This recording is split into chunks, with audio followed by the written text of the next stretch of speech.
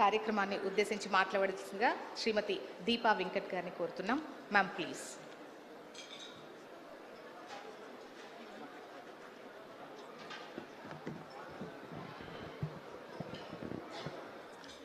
అందరికీ నమస్కారం. ఈరోజు ఈ వేదిక మీద చాలా ప్రత్యేకమైన వేదిక, ఒకటి చాలా ప్రత్యేకమైన కార్యక్రమం, అలాగే ఇంత మంచి కార్యక్రమం జరగడం ఒక ఎత్తు అయితే, వేదిక మీద ఉన్న పెద్దలు అమ్మ శోభారాజు గారితో మరియు వాణీదేవి గారితో వేదిక పంచుకోవటం, వారితో కలిసి ఈ పురస్కారాలు తీసుకోవటం, మరెందరో మహిళామణులతో ఈ పురస్కారాల్లో భాగమై ఈ కార్యక్రమం పాల్గొనటం చాలా సంతోషం. ఈ కార్యక్రమానికి శ్రీకారం చుట్టి గత 16 సంవత్సరాలుగా ఎంచుకున్న లక్ష్యం నుంచి వెనక్కి తిరగకుండా అన్ని ఆటుపోట్లు తట్టుకుని మహిళ అనే మాటకి నిజమైన అర్థాన్ని ఇస్తూ ఏదైనా సాధించగలరు, ఎన్నైనా సాధించగలరు, ఒకేసారి ఎన్ని పనులైనా చేయగలరు అని నిరూపిస్తూ ముందుకు వెళ్తున్న శ్రీ యమునా పాఠక్ గారికి ప్రత్యేకంగా అభినందిస్తూ ఈ కార్యక్రమానికి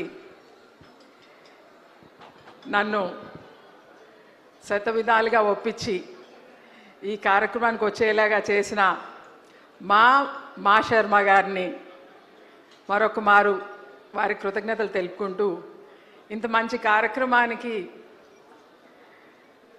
నన్ను పురస్కారానికి ఎంపిక చేసి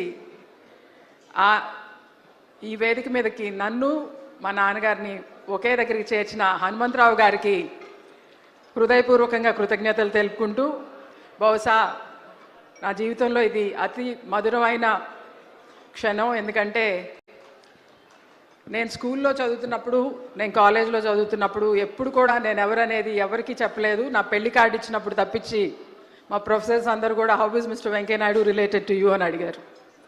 he happens to be my father అని చెప్పాను నేను. బికాస్ నాన్నగారికి కానీ మాకు కానీ ఎవరైనా కూడా మన స్వశక్తితోనే మనం చేస్తున్న పని మనం మాట్లాడాలి, కానీ మన పేరు కానీ మన వెనకున్న నాన్నగారు ఎప్పుడు చెప్తారు కదా, dynasty is nasty but tasty for some అని.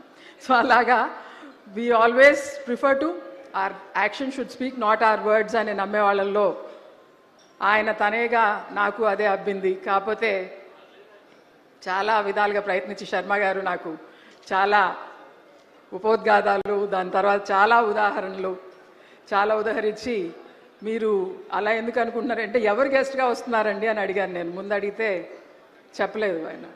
లేదమ్మా మీతో పాటు వీరికి అవార్డులు అనుకుంటున్నాం అన్నారు. అంటే చూద్దాంలేండి, మీరు ఎవరు గెస్ట్గా వస్తున్నారు చెప్పండి అంటే, ఇలాగా నాన్నగారిని కూడా అడుగుదాం అనుకుంటున్నాం అంటే, అయితే నేను రానండి అన్నాను. అంటే లేదమ్మా మీరు అలా ఎందుకు అనుకుంటున్నారు, you should take it as you're taking the award from the former vice president of India అని. Then I also felt it logical, but I was very sure. నేను కొంచెం టైం తీసుకుంటాను Sharma garu, I let you know, because నేను చెన్నైలో ఉంటాను. నా కార్యక్రమాలు నెల్లూరులో, విజయవాడలో, హైదరాబాద్లో జరుగుతున్నా కానీ నేను ఎప్పుడు బ్యాక్ స్టేజే ఉంటాను, కానీ ముందుకు రావడానికి ఇష్టపడను. మా కార్యక్రమాల్లో తప్పించి నేను ఎక్కడ సోషల్ ఫంక్షన్స్లో వెళ్ళనండి అంటే కూడా లేదమ్మా మీరు ఆలోచించండి అని చెప్పి చాలా వరకు నన్ను ప్రోత్సహించారు. అండ్ హనుమంతరావు గురించి నేను చెప్పక్కర్లేదు. హీ నోస్, మా వెల్ విషర్గా he knows what we're doing, and he ప్రత్యక్ష సాక్షి కూడా వారు మేము చేసే కార్యక్రమాలకి అన్నిటికి కూడా. సో అన్నప్పుడు నాకు కొంచెం ఒక నమ్మకం ఉండింది, నేను సరే అన్న నాన్నగారు ఒప్పుకోరులే అని.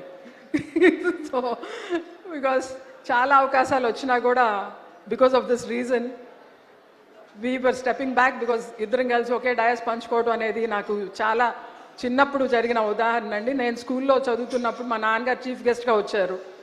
వచ్చి కార్యక్రమంలో మాట్లాడారు, నాన్నగారు వెళ్ళిపోయారు. వెళ్ళిపోయిన తర్వాత నాన్నగారు ఇంటికి వెళ్ళాక అడిగారు నన్ను, ఏంటమ్మా అందరూ ఎంజాయ్ చేశారా మీ స్కూల్లో, వాట్ డిడ్ దే సే అని. చాలా బాగా ఎంజాయ్ చేశారు. నా ఒకరిద్దరు ఫ్రెండ్స్కి తప్ప మా నాన్నగారు అని తెలీదు.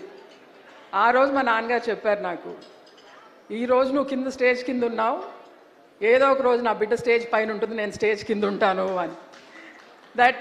That so happened. Swarna Bharat trust ద్వారా నా ఆలోచనని నాన్నగారు ఆచరణలో పెట్టి 25 సంవత్సరాలు పూర్తి చేసుకున్న ఈ రజతోత్సవ వేళ హెచ్ఎంటీవీ ద్వారా నాన్నగారు చేతుల మీదుగా నేను లైఫ్ టైం అచీవ్మెంట్ అవార్డు అందించినందుకు నాకు హృదయపూర్వకంగా కృతజ్ఞతలు తెలుపుకుంటూ, అలాగే ఈ అవార్డు నాకు దీపా వెంకట్గా ఎలాగైతే శర్మ గారు చెప్పినట్టు ఫార్మర్ వైస్ ప్రెసిడెంట్గా నేను తీసుకున్న సందర్భం అయితే కాదు, ఇది యాక్చువల్లీ స్వర్ణ భారత్ ట్రస్ట్ ద్వారా నేను అందిస్తున్న సేవలకు లభించిన పురస్కారం. స్వర్ణ భారత్ ట్రస్ట్ అనేది ఒక వేదిక.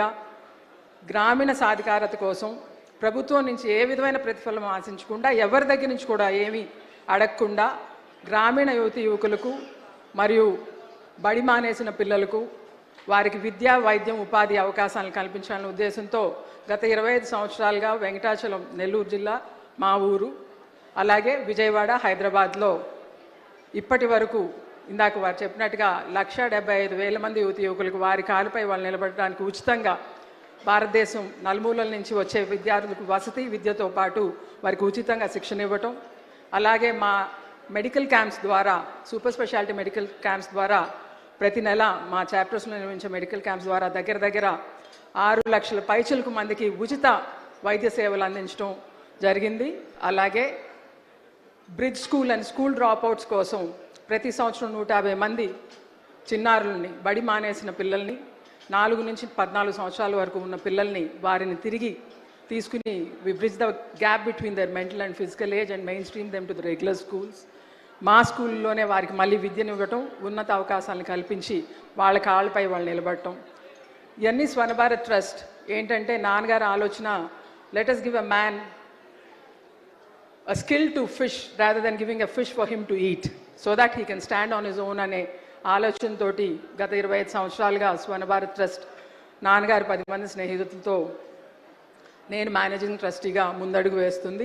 ఈరోజు ఈ లభించిన ఈ పురస్కారం స్వర్ణ భారత్ ట్రస్ట్ ద్వారా లబ్ధి పొందిన ప్రతి మహిళామణికి మరియు ప్రతి ఒక్క రైతుకు, ప్రతి ఒక్క విద్యార్థులకు వచ్చిన గుర్తింపుగా నేను భావిస్తూ వారికి అంకితం ఇస్తూ సెలవు తీసుకుంటున్నాను. జై హింద్, జై స్వర్ణ భారత్.